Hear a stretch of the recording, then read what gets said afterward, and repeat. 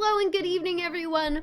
Welcome to another of the December challenge videos. Now, because we are in the middle of this month and because as a streamer, I haven't had a lot of time this month, this is a very relevant topic for today's video. So we are going to be having an uncut, unedited video of me talking about 10 pros and 10 cons related to being a streamer or content creator full-time as a job. I thought it would be interesting for you all, and please let me know in the comments if you can relate to any of these, if you didn't know any of this stuff or had never thought about it before, or if you have other things you want to add. Anyway, let's get into it. Number one, for the pro side, you can create your own schedule. It's so good. So you can make up whenever you want to go live. You can dictate it around your sleep schedule or what you're doing each week. I put out a weekly schedule because I think it helps me keep track of the games that I'm doing and when I want to do them, and gives people a heads up on the days that I'm going to be taking off, because that can vary. There are some people who are like live Wednesdays through Saturdays, and that's it, and they always have the same time frames, and that's great. And I think that that's something you can totally do. But the cool thing is you get to be the one to decide it, which is wonderful. But that leads us into con number one, which is that you have to keep up with your own schedule. So within this, it's just, if you make the schedule, you got to stick with it, you know. People like consistency, they like stability, and they want to know what you're doing, and they want to be able to watch your content. So if you can't keep up with your own schedule, you're going to seem flaky or, you know, unreliable. And it's going to be hard on you and hard on your channel. So, and we're going to get through these pretty quickly because, you know, I don't want to keep y'all for too long. Pro number two, if you are on Twitch like me and you're gaming, you get to play video games. It's awesome. You know, people will look at me and be like, all right, so you just play video games and people watch you and that's what you do? And I'm like, yeah, that's a lot of it. It's really cool. So you get to like hang out and play video games. It's wonderful. But then this kind of leads us into con number two, which is the fact that it's not just playing video games for a living. There's a lot more that goes into it. And one of these terms that I use occasionally is emotional labor. So that's something that comes with a lot of jobs, but especially is there in content creation and live streaming as well. Definitely with live streaming. And emotional labor is when it's pretty straightforward. It's pretty much what you think it is. When there is like a level of emotion and energy that you have to put out, or emotional based energy that you put out for people as you're working, that can be very tiring. It can be super, super draining. So you don't get to just sit back and relax and play a game and that's it. Like you are engaging with people, you're interacting with people. And even if you're just recording it, you still have to be like putting out the energy as if you are engaging with someone, like I am with you all right now. You know, this is very similar to my streaming energy, unless I'm really into something. Then I just get really distracted. But that's another thing. That's more related to my ADHD stuff. So you can go check out those tips if you want to. Pro number three is that you get to make content. You can just kind of make whatever you want. It's amazing.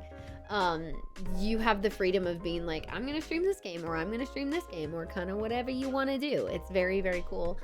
But then con number three is that if you have content that is successful that you've made, you may get stuck in that, and it may end up being content that you no longer want to make, and then you're just kind of stuck doing that. I've talked to creators and they have gotten into like a similar spot where they're making things now where they just are stuck in one genre or like one game, and that's what they can make, and that's what makes them successful, and they're too afraid to do anything else, or like they won't be as successful, and so they just don't want to, but they're not happy anymore, and that's tough. So that's kind of the downside of it. Pro number four, you can try new things and branch out and do more than just the content that you start with, which is really cool. Because you're in this kind of career, it's not like you're like, oh, I work on chimneys, right? Or like, oh, I work in, you know, I do retail at the store. And like, that's it. Either you move up in like management or whatever. In content creation, you can be like, well, I stream and then I post on Instagram and I do this entirely different thing. And then I want to get into voice acting. So I'm like voice acting on the side for this game. And like, you can branch out. It's cool because entertainment has a lot of interconnected paths and things that you can try, which is really fun. But then when it comes to your content, going into Con number 4, that's that you're constantly at the mercy of the algorithm and your viewers when it comes to the content that you do put out. Like, even if you're branching out, no matter what you put out there online or however, whatever method you're using, you are at the mercy of whatever algorithm you're posting to. And then, a lot of that's like how your viewers respond to your content. Do they like it? Do they want more of that? Are they having fun with it? Is it entertaining enough for them? Is it going to be able to bring in new people? And how does the algorithm respond? Like, every algorithm for different social media accounts or platforms are different. So they're all going to do different things and respond differently to how you post and how your viewers react. And it just builds on itself. And that's really stressful because we can't determine that. We can only try to work with it. Pro number 5, you have a free range on your creativity, on your branding. You can like make up your own branding, your own merch, all of that stuff. And people get to enjoy it. And it's really great. Like, it's very fulfilling to be like, oh, hey, I have this whole brand around my online, personality or like what I do. I think it's really cool. It makes it feel like it's a cohesive thing. It really makes it feel like it's yours, which is wonderful. But then con number 5 is that, and I'll talk about this more as we go along, but you have to, you feel like you're always on or you're failing or like your stream's gonna die. It's a really tough thing. And again, I'll touch upon this a little bit more later, but you just feel like you're like, I can't take time off. I always have to be on. Like, you're always on your phone. You're always wanting to post something. You're always writing down ideas. Like, you're always doing that. And it's tough because it can really, really add to your burnout, which is like half of this point. Burnout's a big deal. But going back to some pros, pro number 6, you can't be fired. You're your own boss. It's awesome. Being a self-entrepreneur is really great in a lot of ways. And obviously it has its cons that we'll talk about, but because you're in this position, like, nobody can fire you. They can't tell you that you can't make that content, or, Twitch to us can, or like YouTube to us can, but you have a big range on what you can do, and you can decide how you do it and when you do it, and that's really cool. And nobody can tell you, nope, you're gonna get fired. But then con number 6 is that your income, being a self-entrepreneur, is completely unstable. So you don't know how much you're going to make every month. You can't determine that. You can't determine how many people are going to watch these videos, or how many people are going to subscribe to the Twitch channel, or things like that. Like, who's going to throw bits? Like, you can do things to help increase those numbers or have averages that have maybe worked for you in the past. But those can still change month to month. Maybe we're in the holiday season. Maybe we've just had a pandemic and people are tight on cash. Like, there's different factors that go in that are always going to leave you feeling like, I don't know exactly how much I'll make this month, and I have to factor that properly. And that's also really stressful.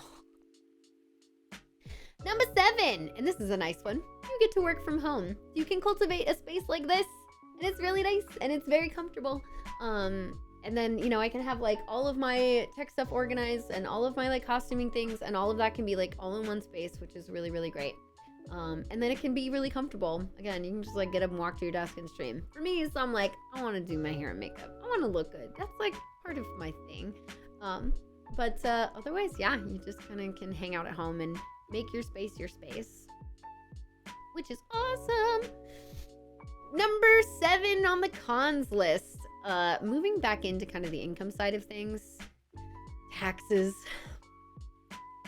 Taxes are just sucky to begin with, but as a self-entrepreneur, like, self-employed, you have to factor your own taxes. You have to like calculate those and pay those, and I recommend having a CPA if you can afford it. It's usually going to be like a couple $100s, but yeah, unfortunately you have to go through like every expense you've had over the year and calculate what percentage of that were business related expenses, and then figure out what your net income is going to be, and then you have to calculate your taxes based on that, and then you have to make sure that you file properly, and then are you paying quarterly, or are you only paying annually, or like how does that work? You have to figure all of that out. It doesn't just come out of your paycheck and that's it. It's something you have to calculate and then pay back, so that's annoying. Number 8 on the pros list. 8, here we go. Is that you have time with your friends. Like, you can collaborate and create with your friends, which is wonderful. You can connect with people online all over the place and make so many amazing connections all around the world in all kinds of different categories. I've met so many wonderful and amazing people who are my friends, who are either just hanging out in the community or they're other creators, and we love doing things together. I feel like I don't do it enough, and if it's not, the biggest thing on your channel, then it's not always gonna like show the best in viewership, but it's really cool to be able to like make those connections and get to know people better. So please be genuine when you're making connections with other people. Don't just try to meet people so that you can use them for their viewers or something. We all know that that's like the big poopy decision to do. Yeah, be genuine about it, because at the end of the day, you're gonna feel so much better off like knowing people who you legitimately just get along with and have a good time with. And if you do decide to make content together, it's gonna be that much better because it will be just you actually having a good time together. So like, be good to people. Con number 8, and this is related to number 5 of the cons list, is that it's very hard to actually take time off. Super, super tough. It's really tough to give yourself a break. Because you have to feel like you're always on, it's really tough to like actually disconnect from your phone, or, not check Discord, or not have to want to post on just somewhere doing something every day, or like, oh my gosh, I need to record content. For me, when I go on any vacation ever, I'm probably still making some kind of content. Even if you can't tell directly, my mind's on it. I'm writing down ideas, or I'm recording things for, like outfits from Disney, or like a vlog, like I just did for New York, or I'm finding ways to stream even when I'm in freaking Europe, or like, just times like even when I'm with my family and I should be doing family things, I'm like, no, I need to stream, I need to be live, or I have to be posting something, or it's really, really hard to disconnect from that. Streamers have a big problem with it because us being live is the way that we are the most successful. Yeah, it's hard. Let's move on for now. That we can talk about more later in another video if we want to. Pro number 9. You now work in retail, so there's no customer service. This is not the customer / the viewer is always right. Because you are managing your own channel, you get the final say on who you allow into your community.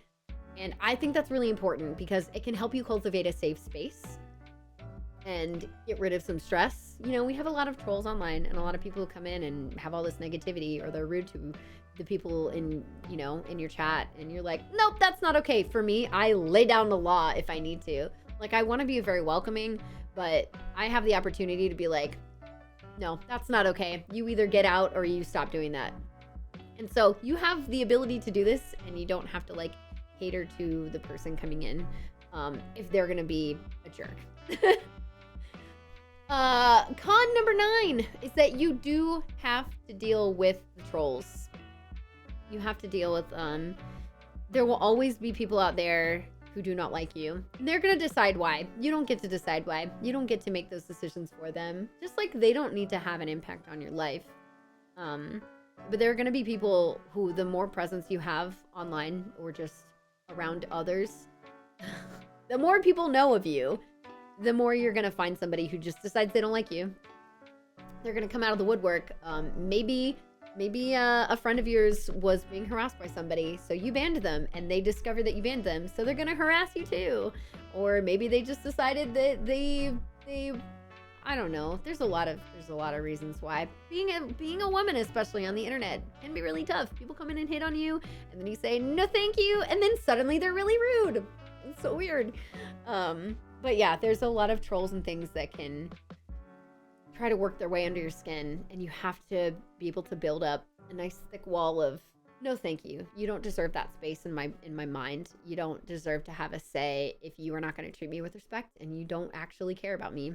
It's a tough lesson. It's a really tough lesson to learn. Pro number 10 is that you get to build up your own community, and it's something to be so proud of, and it's something that like I am so excited to have, and I'm so grateful for. I'm incredibly grateful for my community. You all are amazing. Those who watch regularly, who participate in chats, or like to watch the YouTube videos here, like thank you. Thank you for being a part of this and being one of us. It's really cool to be able to like build up the community over the years and know that like we've had all of this back and forth with each other. You all have been so wonderful and fun and incredibly supportive, and not just of me, but of each other as well. And I say this a lot. Whenever I'm like, oh, I'm so thankful for you, chat, that's something I always touch upon. Is like, not only have you supported me and my channel and the things that I do, but you're also there for each other, and it's really wonderful. Like, I love seeing you all be able to respond to each other and get along with each other and be like, I've had a tough day. Oh, here we are. We're here for you. It's really, really cool. So that's extremely humbling and gratifying, and like something that I'm so proud to talk about when I tell other people about what I do. Okay, last but not least, con number 10.